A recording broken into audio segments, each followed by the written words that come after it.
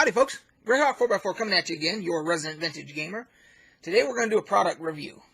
And we are going to do a product review of the Eye and Hand of Vecna by Wizkids. So, got the package out here, but I actually have the item itself over there, and it's pretty fragile. So what I did is I took some video separate that I'm going to edit in here, showing you close up what it looks like and all that, how it's put together and all that. We'll be right back. Okay, so here is the Hand and Eye of Vecna, the from Wizkids, the basically a statue type of a deal, and it comes with this glass dome, obviously, with this base, like a mahogany base, and then you have the this red scarf inside here that the hand rests on, and underneath the scarf is a wire support that that it all sits on, and it looks really cool that way. And then the eye itself just kind of snaps into the fingers, but it's you just got to be careful, because I think that if you put too much pressure, you could actually crack one of the fingers or something like that. So that's one of the, if I had to have a criticism of it, it's that how that fits in there, and it actually is not real tight once it's in there.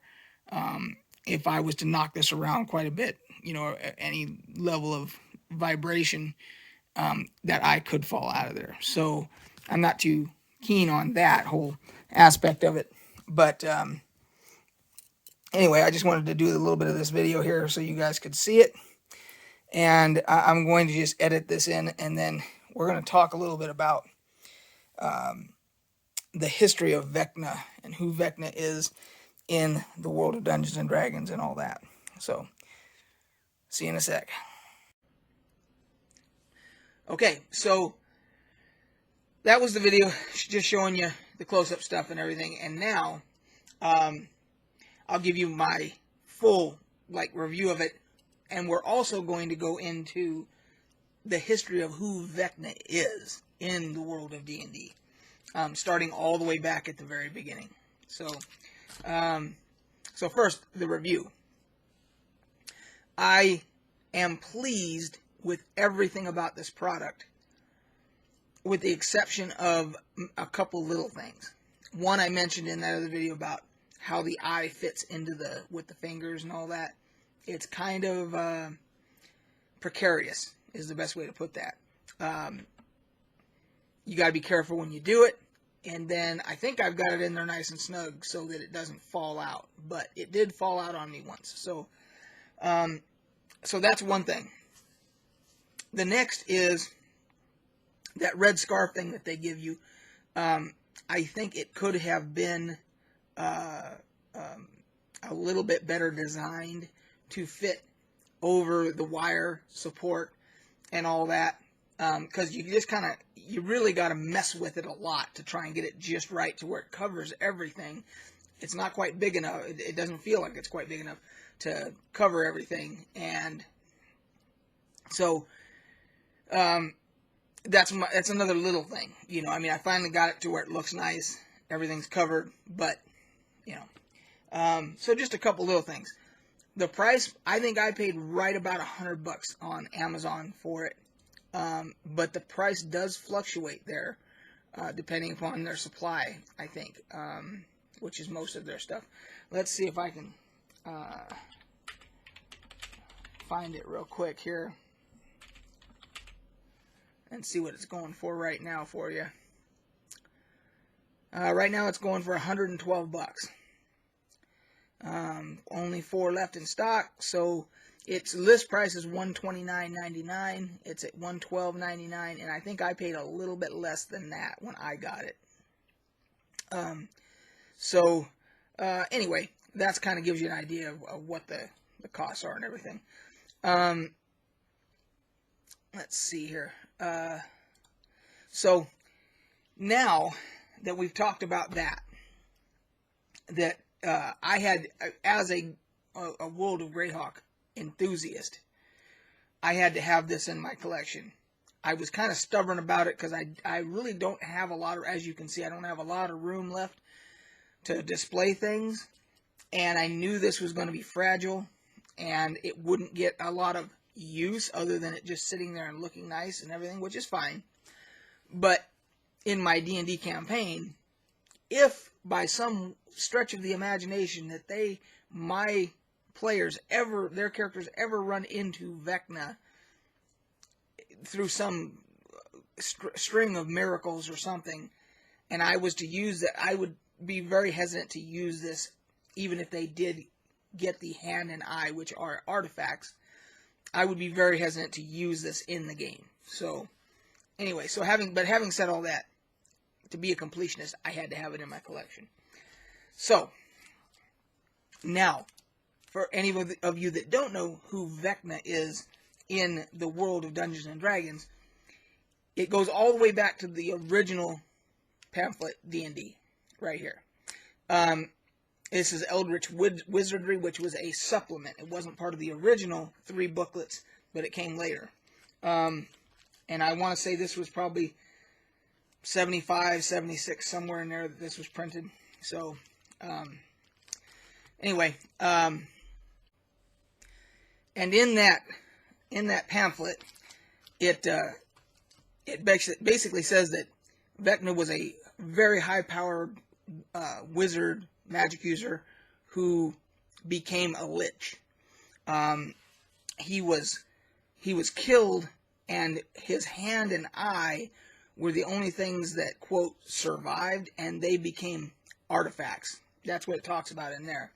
And then, so like in the Dungeon Master's Guide, first edition Dungeon Master's Guide, that's all it talks. It just talks about the hand and eye as being artifacts. That's all it talks about, really. But then later, in 2nd edition, you get stuff like this. You get Vecna Lives, which was a Greyhawk adventure, thankfully, the way it should be. And so, not to spoil this, at all, it basically says, hey, is he still around? Is it more than just the hand and the eye, etc.? And it's at some point in his history, his being is transported into the realm of Ravenloft. Sometime after that, and he ends up, this is Vecna Reborn. And as you can see there, he is missing his hand and his eye. His left eye and his left hand. So, that is correct. So that is still 2nd edition. And then this is even still 2nd edition. And this is like what they called a tome. They came out with a bunch of what they called tomes, TSR did, on different subjects.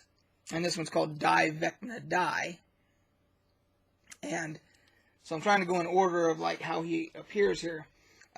There's also a mention of him in Domains of Dread, the Ravenloft hardback book. Obviously, the 2nd edition Book of Artifacts has the hand and eye as artifacts, of course, in here. And then you get into, there's actually there's a 3.5 book that I have on order called Complete Divine, where it goes into the priests of Vecna and his followers, etc. in that. And then there's another one called Libris Mortis, which is about undead. I have both of those on order because I did doing my research today. I realized there was references to him in both of those that I do not have. I'm rectifying that. So I will be getting those. And then in 4th edition, he shows up in Open Grave, Secrets of the Undead. So it was in 4th edition. And then in 5th edition, it talks about him here in Sword Coast Adventurer's Guide. And there's also the guide to is it Wildmount or Wildmount? something like that. The Critical Role campaign book, I have that on order as well, because apparently he's referenced in that as well. So, and then kind of to round things off, there was even a Dragon magazine, the Halloween edition of whatever year this was, 2006, October 2006. Vecna lives right there, and it does show him minus his hand, and you can actually see that his eye is missing as well. So Vecna has been pervasive in every edition of Dungeons & Dragons. He's been at least referenced in every version. So, and if not, the hand and eye as being artifacts as well. So, has a rich history as one of the great villains of the game. So, I hope that gives you guys some, any of you that play D&D, if you ever hear about these artifacts in the game, or him as a, because at some point, as going through the editions, he becomes a demigod. So in 5th edition, I have no idea what his status is in 5th edition, but I know as it went through the editions, at some point he becomes a demigod. So there you go. That's kind of your quick history of Vecna in the realms, and a review of the statuette itself. So anyway, guys, until next time, we will catch you on the flip side.